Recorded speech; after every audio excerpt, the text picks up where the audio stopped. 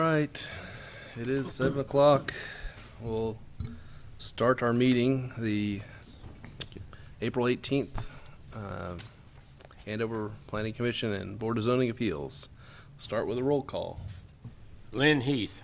Mike Warrington. Brian Lindeback. Bill Schnauber. Tyson Bean. Kirsten Bender. All right. And we do have some minutes from our March 29th meeting. Everybody have a chance to look those over?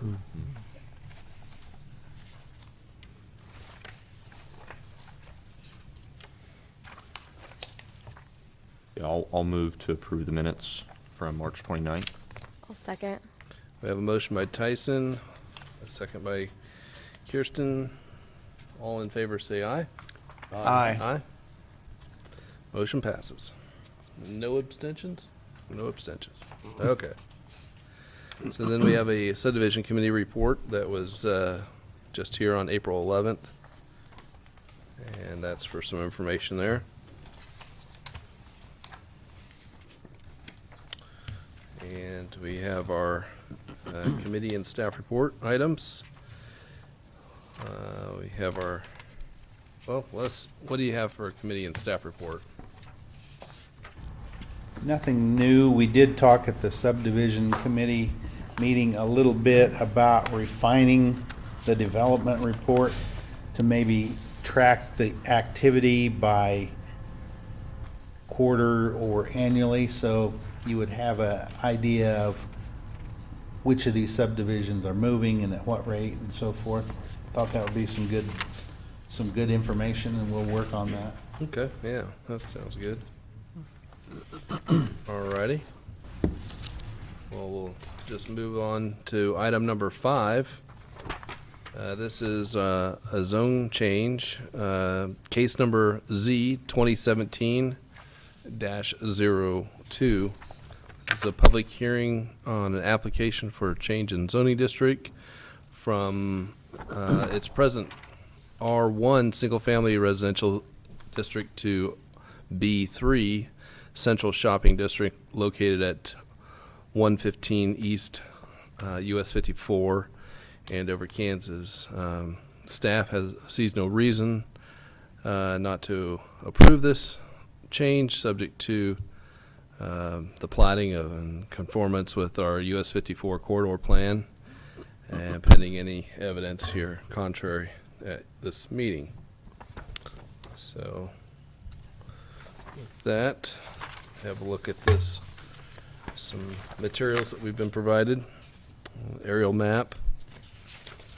I think, as you can see, it used to be or was once a gas station with a car wash.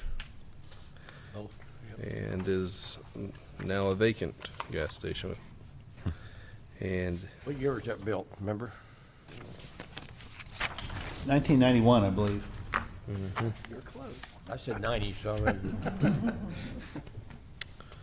and then I know that we've talked to it on the bench a little bit beforehand. The reason why it's R1 is because it was once a county property and now has been annexed into the city. At what point, I'm not sure, but it is now annexed in, and when it became annexed in, it was transferred to R1 single family. So with that, I might ask that Les give us a little background in his zoning report. Well, I think you've hit the nail on the head that this property is a legal nonconformance because it was built in the county, and then as utilities became necessary, it was annexed into the city, and the automatic zoning classification at that time was R1. Mm-hmm. Even though the proposed and now former use was legal nonconforming. Okay, This is really more a matter of housekeeping than anything else. sure. it really is. That Any- goes before. Any additional questions from staff? Not here. Okay. Familiar with it. I'd like to go through a couple housekeeping items before we get going fully. I guess, one, are there any disqualifications Anybody have anything to disclose or any ex parte communication? None, none here, none heard. Okay. I'll read a statement about our notification. According to the secretary, a notice on this hearing was published in the Butler County Times-Gazette on March 25th, 2017, and notices were mailed to the applicant as well as 8 real property owners of record in the area on March 22nd this year. I'll determine that there's been 20 days elapsed between the publication and the mailing dates, and unless there's any evidence contrary from anyone present, I'll declare that proper notification has been given and order for the Planning Commission to hear this case. So I think that's all good. So with that, I'll call the applicant to maybe present anything new or interesting. My name is Mike Mellinger.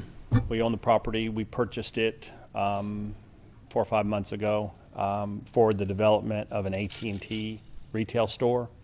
And, we've given the city some site plans and elevations and stuff. I've got pictures of it if you want to see them. But I was under the impression from when we bought it that it was more of a housekeeping issue as far as everything around it's commercial. I don't think you guys would want a house there. So if you have any questions for me, I'll be happy to answer them. I do not. Nope. You answered mine, which was going to be what were you thinking about putting there? Yeah, So- AT&T, a freestanding 2,660 square foot building. If we get everything approved, we'll take the existing structures completely down. And we'll build a store that looks very much like this. That's the front and the west elevation. The biggest concern we have is with KDOT, just because they're going to eliminate, at some point, they're going to take the road, but I'm being told that may not be till 2025 or later. So we're asking to be able to use that driveway as part of our site plan so we can get people on and off the lot until we can work something out with the neighboring property owners to where we can interconnect everything. Because I think long-term, that's the idea from talking to Les, to connect everything together internally so you don't have access points, minimal access points, which we're fine with. I'm concerned that if we only have the one driveway without any other access points, I don't know if AT&T will approve the location. So that's a pretty big deal for us, but that's not for this meeting. That's the site plan review. So, but I'll be happy to answer any questions if you have any about how we work or anything. I mean, You say demolition of the building there, are the tanks coming out as well at tanks that are time? already out. Are they? That was a Okay. condition of our set. When we purchased the property, they had to remove the tanks per Kansas Department of Natural Resources standards, which have been done. All the testing's been done. We've been given a clean bill of health. I'm still owed one document, but I've been given an email and a copy of the document. It's just not been routed to everybody for signature. So yeah, the tanks are already out. Okay. We did that before we closed on the property.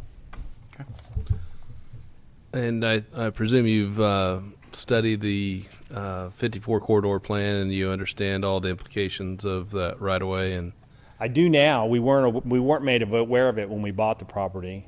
The previous owner tells us that they didn't know anything about it. okay, So whether or not that's true or not doesn't matter. We own the property. We're going to deal with the best we can. My only concern is if they were going to buy it and do it today, I'm fine adhering today, but they're telling me it could be 10 or 15 years before that happens, and I would hate to have a lot that I can't do anything with for 15 years. So that's my only concern. Because with only one point of ingress and egress off Andover Road with medians, people are going to have to go in and I don't know if you can make a U-turn where you turn into Dillon's, but I think they'll have to go into the Dillon's parking lot, make a U-turn there, and then come back out. And that's my biggest worry with as far as getting, because I have to get AT&T approved to approve the site once we get through all the approved site plans and building plans and everything. I have to have them bless it one last time. And but I feel confident from talking to Les, we can work something out, whether it's with a neighboring property owner or something. And we're gonna work with you guys, not against you. And there's ample parking on site? Yeah, we for- actually have, the way it's designed right now, we have a few extras so that if we do connect to Arby's, we can lose some. But I believe we have 11 required, and I think we have 17 or 18 currently. Okay. We typically try to have 3 or 4 extra because we tend on a Saturday afternoon to be real busy. Sure. So,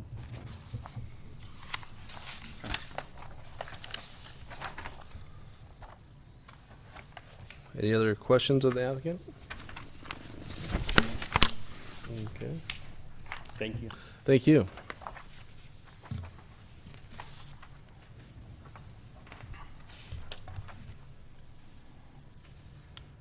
Do we still have to go through all these even though in a case like this? We do. We do. We have, Number one, yes or no? Number two? Oh, yeah. We do have 17 factors and findings to go through.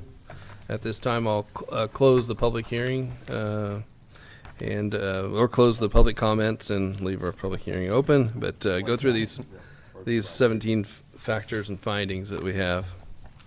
All right. Number one, what is the extent of use and character and condition on the subject property and the surrounding neighborhood on the adjacent? I think we've seen that. It's relatively all commercial, as far as I know. I think that would be a good factor. I might try to identify some of these factors as we go, so it might make it go a little quicker. yeah, yeah. Okay. Number two, what is the current zoning on the subject property and that of the surrounding neighborhood in relationship to the requested change? Again, I think we've seen that, and I think that is another good reason to support the case. Number three is the length of time the subject property has remained undeveloped or vacant as zoned a factor in its consideration. I think I would say no. But almost NA. Yeah, sort of. It certainly wouldn't be a good place for residents, though. That's single family, anyways. Number four, would the request correct an error in the application of these regulations? No.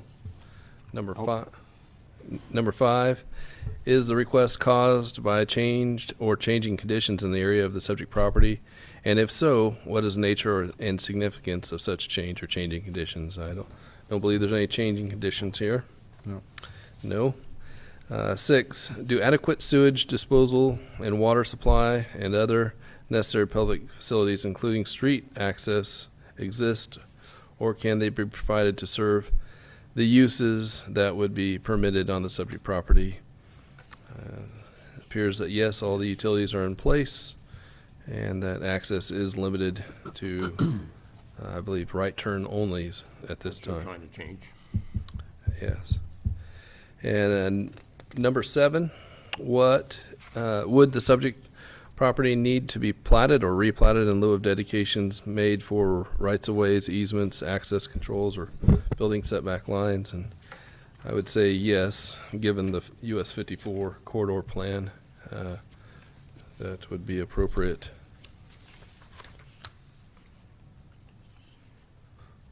Does everybody else Say- agree to that? Yeah. Yeah. Would the screening plan be necessary for existing and/or potential uses of the subject property? I don't Okay. believe that would be beneficial in any way. Number 9, are suitable vacant lands or buildings available or not available for development that currently has the same zoning as is requested?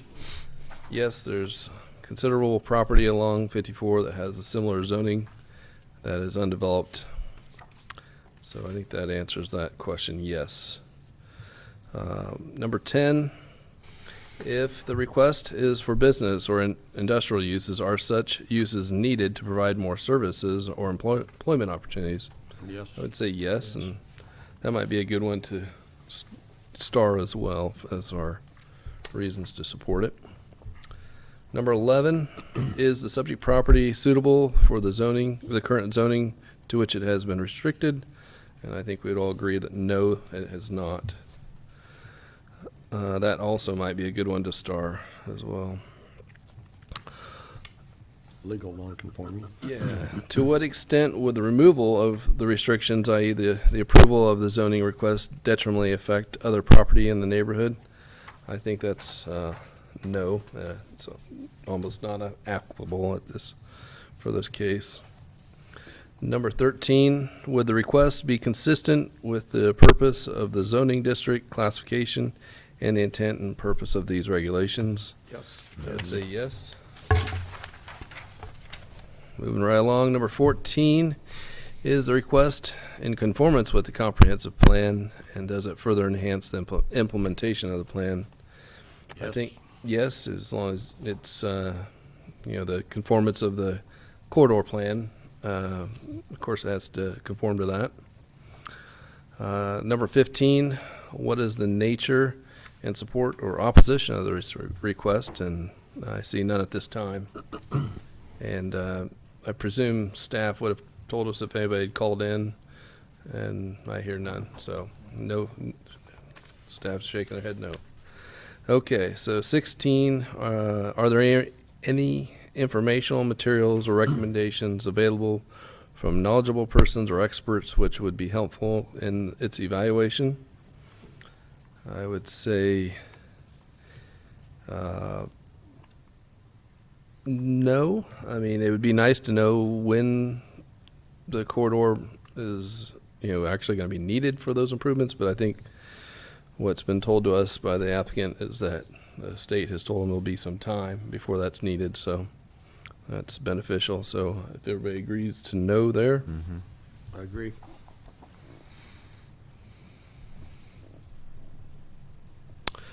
Number 17, by comparison, does the relative gain to the public health, safety, and general welfare outweigh the loss in property value or hardship imposed upon the applicant by not approving the request? This is a tricky one, especially in this case where we have our US 54 in place as well, our corridor plan in place. I think the answer would be no. Looking for concurrence here. Yes, that's correct. All right. No, that's correct. All right. Yes. With, we've heard our factors and findings. If there's no more deliberation, we'd like to hear any recommendations as far as any conditions, as well as a motion of support or none. We got somebody standing by to make a motion. 1, when 2, you quit. 10, and 11. Okay, and no conditions or conditions? We, Conditions. I don't have no. Staff's asking for the zoning to be contingent on plating. yeah, and I think that was one of the things we mentioned on one of our items, is that we talked about plating as being a requirement, and that was, So we would include that at number 14? what number was that? 14 here, I think. Yes, that we said, 14. Yep. Okay. Everybody. Yes.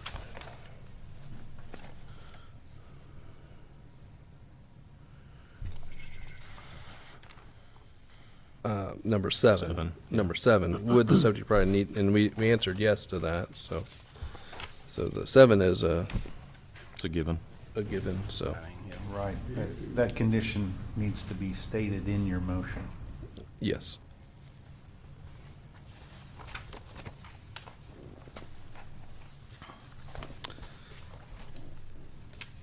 Red eye.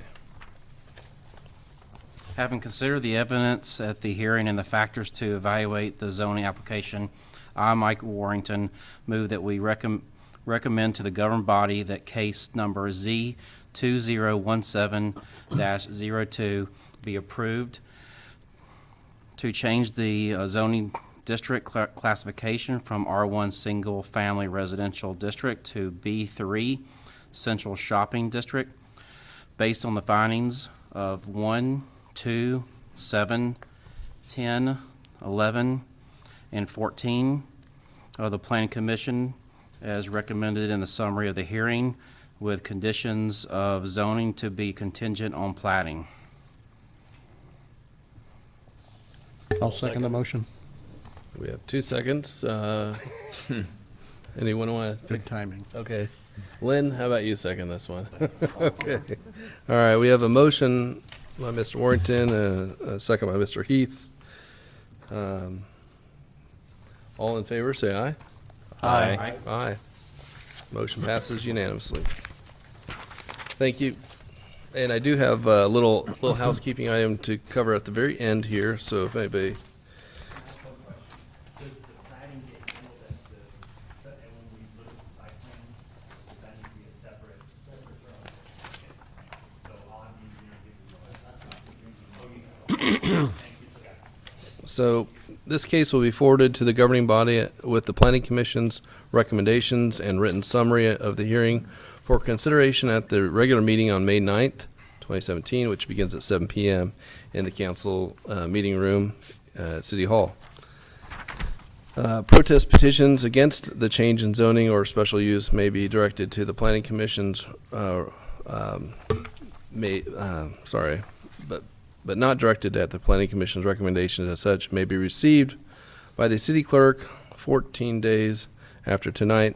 That would be May 2nd, 2017 by 4:30. If there are any properly signed and notarized protest petitions with accurate legal descriptions from the owners of record of 20% or more of the real property proposed to be rezoned, or owners of record of 20% or more of the total real property within the official notification area, both inside and outside the city, not counting any public street rights of way, then such change shall not be passed except by a 3/4 vote of all members of the governing body. And so you can see section 11-103. And that is that. Moving on to our next case, item number 6. We have a plat, PUD rather. It is review and approval of Prairie Creek Addition, 3rd phase, final planned unit development plan. Again, staff knows no reason not to approve this plat contingent upon receipt of satisfactory petitions of public improvements, financial guarantees, developers agreement, proof of payment, and any property taxes that are due, and items of the alike. We have an application, and this was heard at the subdivision committee on April 11th, just here recently.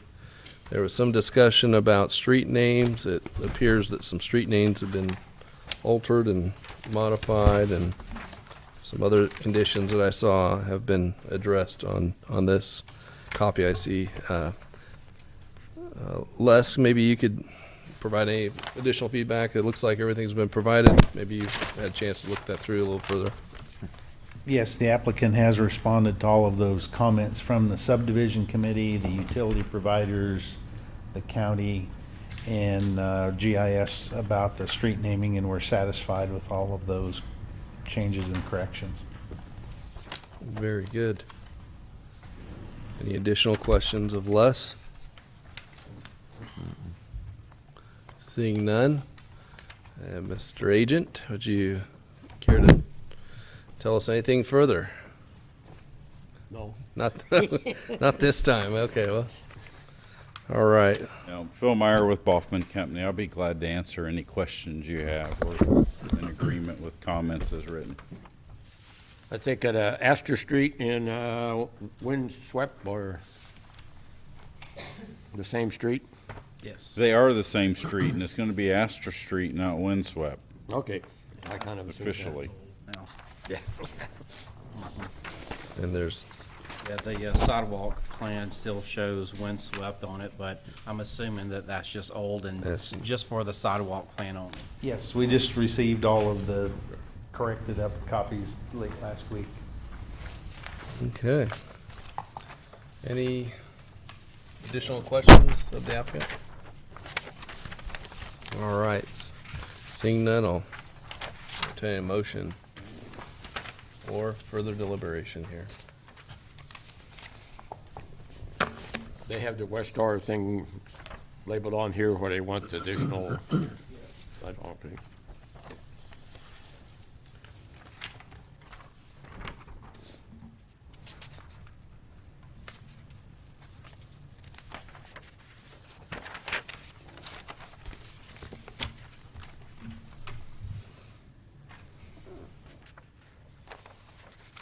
Make a motion to approve Prairie Creek Addition third phase final PUD plan I'll second as, it. as recommendation. I'll second it. We have a motion and a second. All in favor, say aye. Aye. All right. Another one done. You're welcome. Thank you. Thank you. Member items? No member items. Okay. None here. None here. None here. Motion to adjourn. I'll second that. Okay. We have a motion and a second. All in favor, say aye. Aye. All right. Thank you. Is that class